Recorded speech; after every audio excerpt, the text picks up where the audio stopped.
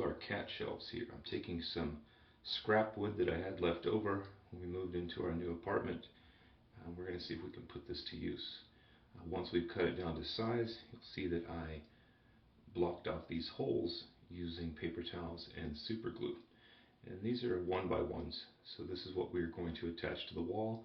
And these thin slats on the top, we're going to go ahead and glue these, eventually dowel them in place, and use those as our supports to screw into our shelves. So we're going to go ahead and clamp that together with some wood glue. Once that's dried, we'll go ahead and drill a pilot hole and hammer in a wood dowel. So again, attaching these slats to the 1x1, we're going to go ahead and cut that off. And you can see it leaves a pretty smooth edge. I prefer this now other than screws because my screws actually split the wood last time. So I'm going to go ahead and drill pilot holes and use wood dowels. Once the glue is dried, we're going to go ahead and find our center points to drill our pilot holes. I went a little overboard by using the builder square, but I just wanted to make sure that I got a mark in the right location. And we're not going to see this. This is going to be the side covered by the shelf, but if you wanted to eyeball it, you could definitely do so. So I'm going to go ahead and secure that piece in place. And this was the first time I'd used wood dowels on the project, so I just wanted to experiment with different methods.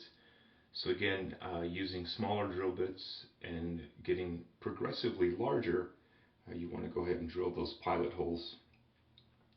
I wound up using a 3/16 wooden dowel, so I drilled my pilot holes slightly smaller than that. I think it was either a 5/32 or 11/64.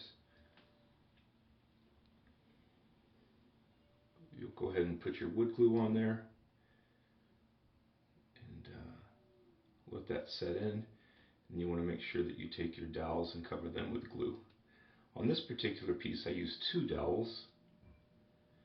Again, this was the first time using wood dowels on a project, so I just wanted to experiment different methods and different ways to use them.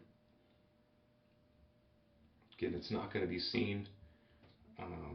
You won't have to worry about erasing those pencil marks, but you do want to wipe away your excess glue. It just makes it easier to cut them off and sand them a little smoothly. Now we're down to using our wood filler. Go ahead and mix this up. This is the side that we are going to see, so that's why I was applying the wood filler here, because I didn't want to leave those unsightly holes, especially when we get to staining this. I wanted to make it look somewhat presentable as a shelf support. I lost my focus on this next couple of shots actually, but you want to make sure that once that filler is dry that you sand it smooth, as smoothly as possible as we prep these pieces to get them ready for staining. Went ahead and sanded all edges. You don't have to do the 3 steps of sanding, as long as you make it smooth enough so that you could apply the stain. At this point, you're also going to want to drill 2 more pilot holes in the lower 1x1 section of the support. This will make it easier for you to attach it to the wall. I also used a countersink bit here just to make it a little, I don't know, more professional, but it's not needed. Once you get those marked, you can go ahead and head over to your space where you're going to attach it to the wall. I used a level, and then you want to line that up. Once you've lined it up, I used a small nail just to mark where I'm going to be drilling my drywall anchors on the wall.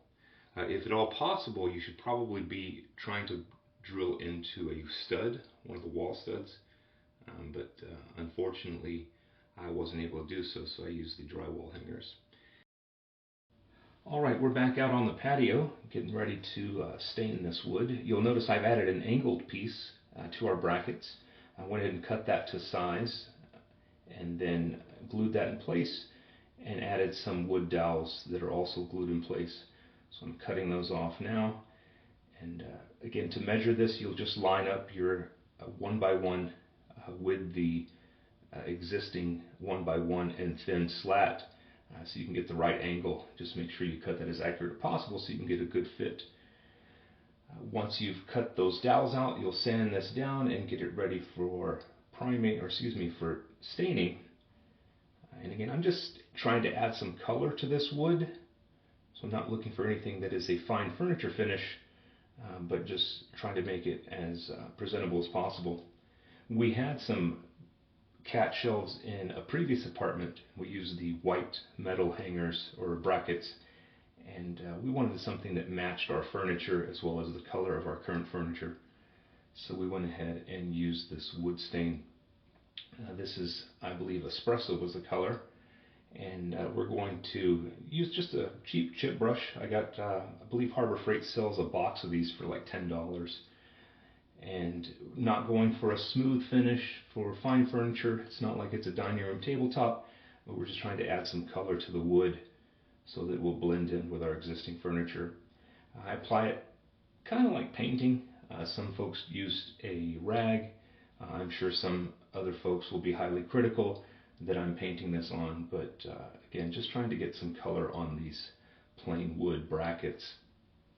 You won't have to paint the top of the bracket because that'll be covered with the shelf that it'll be screwed to, nor do you have to paint that back of the 1x1, which will be up against the wall. You just want to make sure that you get all the visible edges, and then again just apply this liberally. I only stuck to one coat of this. Again, it's a stain that you can use multiple coats on. Just depends on how deep you want the color or how dark you want the end product to be.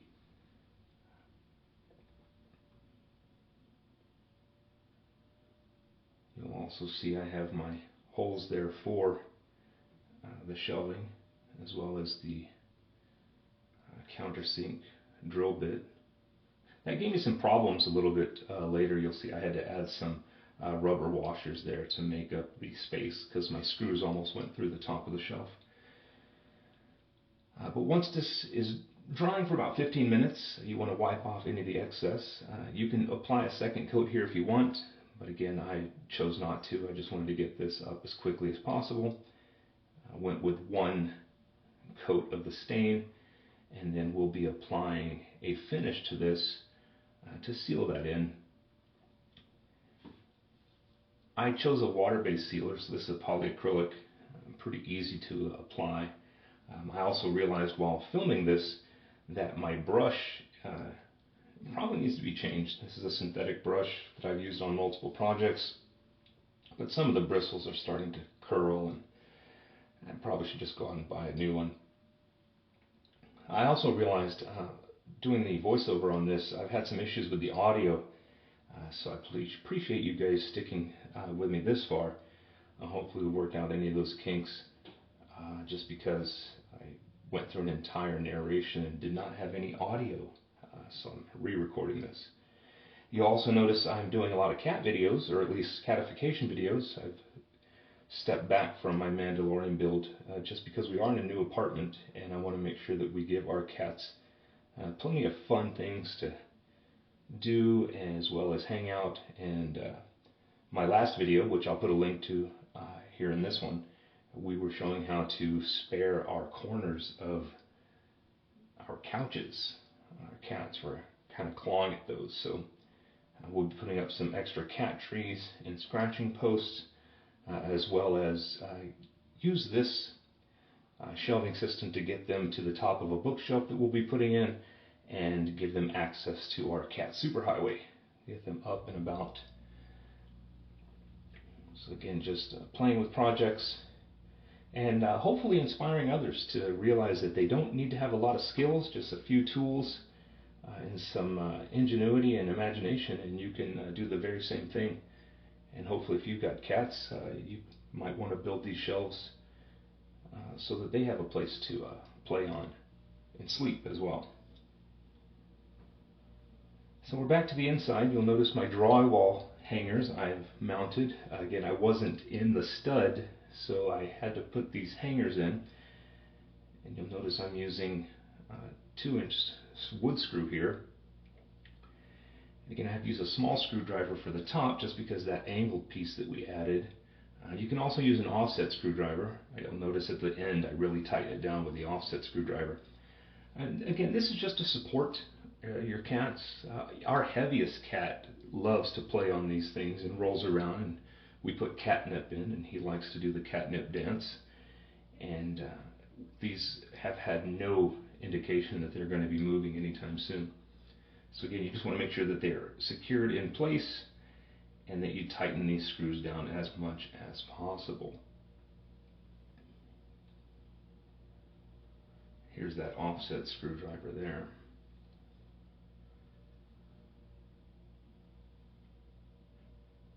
So we're almost done. We're down to affixing our shelf. Like I said, this was a shelving step system that I had in the corner of a room in one of our old apartments, and we just wanted to change those brackets. But I always kept these shelves covered in carpet for some reason, had them in my garage at our last place, and we decided to put them on the wall here in our new apartment. So you'll go ahead and get that centered. These are 16 inches across. You'll screw those into place, and you'll see here that we have our shelves mounted. I actually have 3 up now.